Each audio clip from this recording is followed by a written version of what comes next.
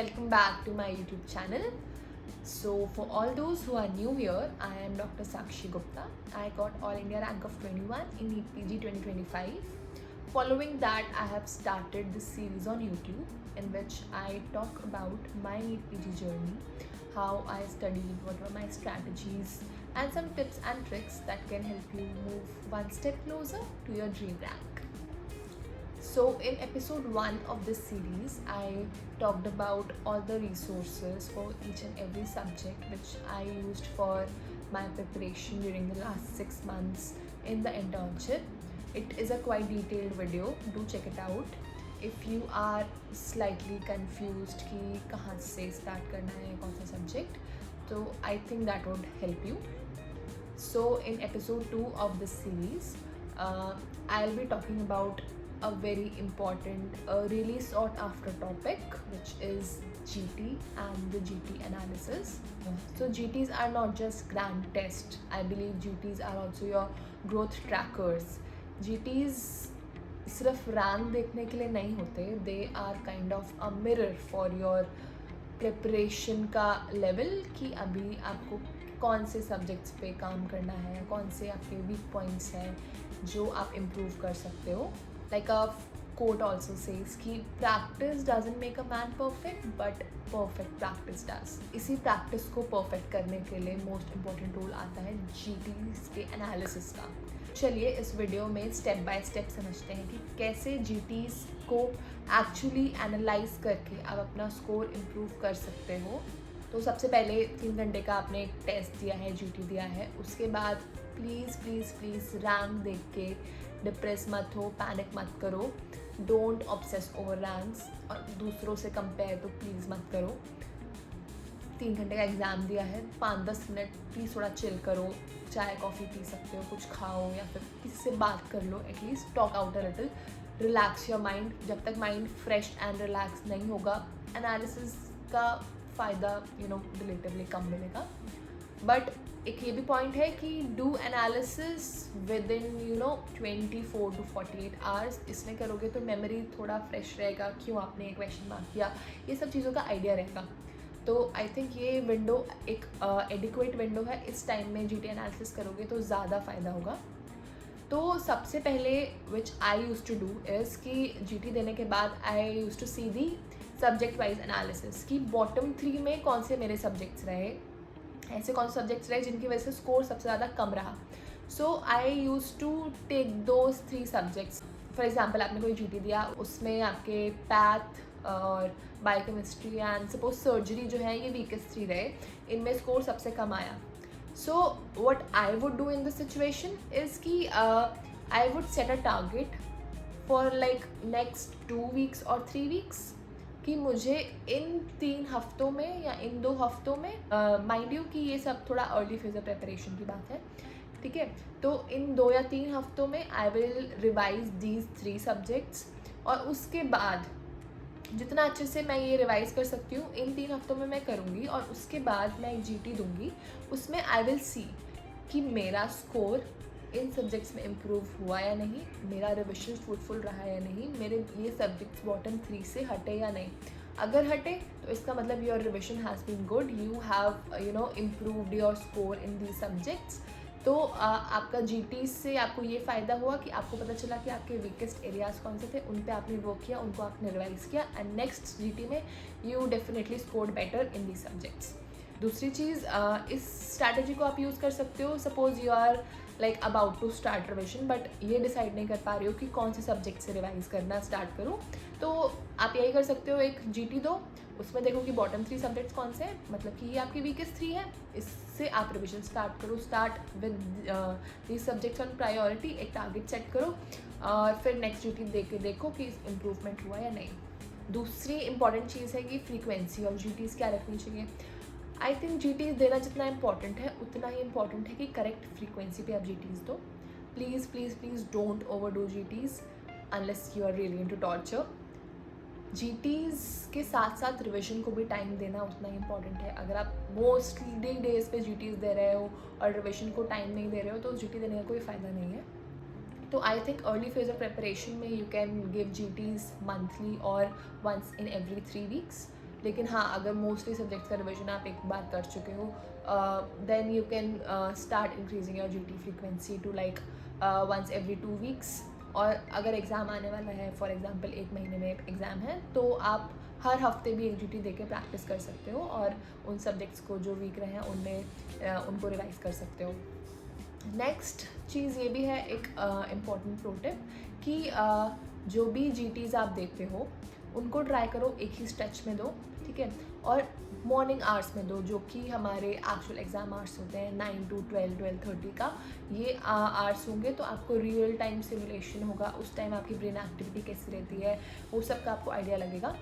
And one more thing कि जो भी किसी भी ऐप पे आप GTs देते हो तो ट्राई करो जो भी फ्री GTs होते हैं ऐप पे, अ lot of them come up every month और नाउ। सो उन GTs को दोगे तो उससे क्या फ़ायदा होता है कि उसमें ज़्यादा लोग अटेम्प्ट करते हैं बिकॉज दे आर फ्री। तो उसमें क्या होगा, better approximation of your rank लगता है as compared to other GTs। Next कि जब आप GTs रिव्यू करना स्टार्ट करते हो, एनालाइज करना स्टार्ट करते हो, तो सबसे पहले अपने रॉन्ग क्वेश्चंस वाले सेक्शन पे जाओगे, जो क्वेश्चन आपके गलत हुए।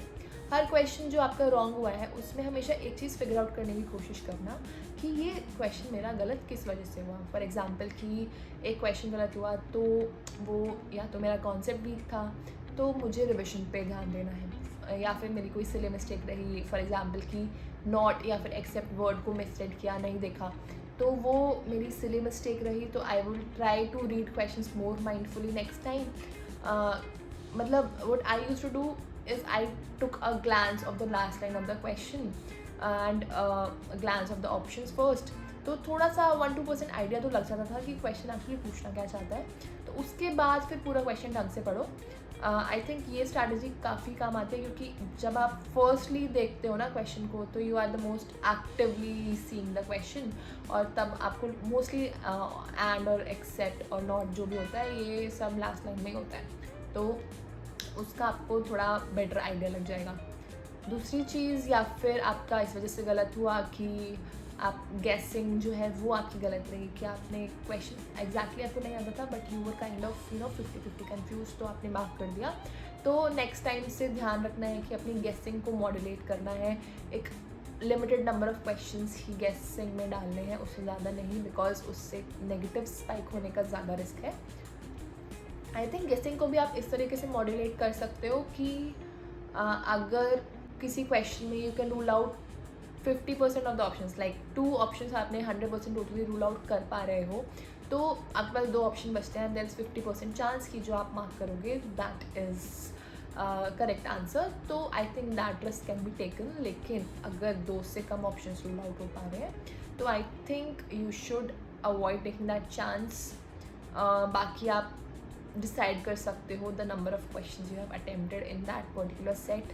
उस बेसिस पे थोड़ा डिसाइड करो कि अगर हम बहुत कम क्वेश्चंस अटेम्प्ट हो पाए हैं तो you can increase your guesses, but आपने काफ़ी अच्छा नंबर ऑफ क्वेश्चंस अटेम्प्ट कर दिया है ऑलरेडी, तो I think you can reduce the guesses to those only in which you are like more confident. एक और चीज़ जो मुझे इंपॉर्टेंट लगती है कि जब भी आप किसी टॉपिक या यूनिट का रिविजन कर रहे हो तो जस्ट फाइंड आउट 3 to 5 सब टॉपिक्स ऑफ दैट यूनिट, उनको लिख लो, हाँ, कि ये टॉपिक्स मोस्ट इम्पॉर्टेंट है, या फिर वो टॉपिक्स जो आपके थोड़े वीक हैं उनको आप अलग से उस यूनिट के स्टार्ट होने पे छोटा सा लिख लो, ताकि जब आपके पास रिविजन का टाइम कम होगा तो you should start your revision with these 5 topics first. बाकी टॉपिक्स अगर नहीं भी हुए you are kind of sorted, क्योंकि मोस्ट इम्पॉर्टेंट 5 टॉपिक्स या फिर जो आपके वीकेस्ट टॉपिक्स थे you have sorted them out, you have revise them. एक और चीज़ आप ये कर सकते हो GT एनालिसिस करने के बाद, कि जो भी क्वेश्चन आपको इम्पॉर्टेंट लगता है या फिर न्यू लगता है या फिर आपको वीक लगता है वो एरिया आपका, तो don't just bookmark that question, please try to write it down in a separate notebook or in your notes or a PDF, ताकि आप वहाँ से उसको रिवाइज कर पाओ। बुकमार्क्स में खो जाते हैं क्वेश्चन, कभी नहीं रिवाइज हो पाते। काफ़ी लोगों का ये भी एक डाउट होता है कि ये कैसे पता चलेगा कि कौन सा क्वेश्चन इंपॉर्टेंट है। So a simple trick which I use to do, like I use to solve a lot of questions on Marrow, तो उसमें मैं क्या करती थी कि जो भी क्वेश्चंस में टैग्स होते थे लाइक रीसेंट नीट या एम्स, ये वाले टैग्स एंटायरली सिर्फ PYQs के लिए नहीं है, ये टैग्स रिलेटेड क्वेश्चंस या फिर प्रीवियस ईयर टॉपिक्स से भी जो भी आसपास के क्वेश्चंस हैं उनमें भी होते थे। तो I use to write those questions in a separate PDF, और हर सब्जेक्ट का जब भी मैं रिविजन करती थी तो मेन नोट्स के साथ रिवाइज मैं ये प्रीवियस ईयर क्वेश्चंस प्लस जो भी GT के इंपॉर्टेंट क्वेश्चन होते थे दे वर इन अ सेपरेट PDF, उनको भी रिवाइज करती थी साथ में। आई थिंक कि जो भी क्वेश्चन फॉर एग्जांपल GT में गलत होता है वो थोड़ा ज़्यादा रिटेन रहता है। Like I give you example कि एक क्वेश्चन था इन अ GT आई सॉल्व्ड कि कौन सा अजोल है which is excreted by the kidneys. So it was an only azole which is excreted by the kidneys, and I didn't know the answer. I marked it randomly and it was a wrong answer. So then I saw the answer and it was fluconazole. तो उसके बाद से I think I remember this fact forever. I'm not gonna forget it because there is kind of a mechanism in brain कि priming of this memory has happened, क्योंकि it is associated with the fact कि ये question मेरा गलत हुआ था। तो I think this concept works कि आप क्वेश्चंस जो गलत करते हो उनको रिवाइज करते हो तो वो थोड़ा ज़्यादा रिटेन होता है। एक और फ्रीक्वेंटली आस्क्ड क्वेश्चन होता है कि what to do if your performance is stagnant. Multiple GTs दे दिए बट फिर भी GTs में स्कोर स्टैगनेंट है, नहीं बढ़ रहा है, 130 से 140 की रेंज से ऊपर नहीं जा रहा है। सो सबसे पहले तो प्लीज़ अंडरस्टैंड कि it happens to a lot of people, you are not alone in this. बहुत सारे लोगों का यही होता है कि स्कोर जो है इम्प्रूव नहीं हो रहा है despite giving multiple GTs, multiple revisions. But उसमें आई थिंक कि कॉज क्या हो सकता है इज़ कि आप GTs तो दे रहे हो बट उनका एनालिसिस या फिर उससे जो आपको आउटपुट निकालनी चाहिए थी that was inadequate. I would suggest कि cut down your quantity of GTs, do quality analysis. जो भी एनालिसिस कर रहे हो उस पर वर्क करो, अपने सब्जेक्ट्स देखो कौन से वीक हैं, अपने क्वेश्चंस सोचो किस वजह से गलत है, सब चीज़ों पे काम करो and I think definitely score will improve. And also set small targets कि अगर स्कोर एक जगह पे फिक्स है, फॉर एग्जांपल 120 से ज़्यादा नहीं बढ़ रहे हैं स्कोर, हो सकता है बहुत कम अटेम्प्ट कर रहे हो, तो try to increase the number of attempted questions in every test कि 5 से 10 क्वेश्चंस इस टेस्ट में तो मुझे ज़्यादा करने ही है। और please don't expect sudden jumps in your ranks कि एक GT बहुत अच्छे से एनालाइज कर लिया तो अब तो मेरी रैंक बहुत अच्छी आने वाली है नेक्स्ट GT में, ऐसा नहीं होता है। फॉर एग्जाम्पल आप जिम जाते हो और फिर एक दिन बहुत अच्छे से जिम कर लिया, डू यू थिंक कि नेक्स्ट डे आपके एब्स आ जाएंगे या बाइसेप्स बन जाएंगे? नहीं ना। तो everything takes time but eventually exam में it will really help you a lot. So stop crying on your ranks and learn from your mistakes. Try to don't repeat them. Practice mindfulness while reading the question.